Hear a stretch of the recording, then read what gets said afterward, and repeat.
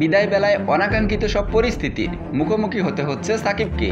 চেয়েছিলেন দেশের মাটিতে খেলে অবসর নিতে, তবে কানপুর টেস্টেই সাকিবের শেষ টেস্ট। কারণ আপাতত দেশে আসার মতো পরিস্থিতি নেই তার। দক্ষিণ আফ্রিকার বিপক্ষে সিরিজ দিয়ে অবসর নিতে চাওয়া সাকিবকে তাই গ্রিন পার্ক স্টেডিয়ামেই খেলতে হচ্ছে জীবনের শেষ টেস্ট। তবে এজন্য সংবর্ধনা পাওয়ার কথা থাকলেও শেষ পর্যন্ত আর তা হচ্ছে না। সাকিব কানপুরে বসে জানিয়েছিলেন অবসরের সিদ্ধান্ত। সে সময় উত্তরপ্রদেশ ক্রিকেট অ্যাসোসিয়েশন জানিয়েছিলেন সাকিবকে বিদায়ী সংবর্ধনা দেওয়া হবে।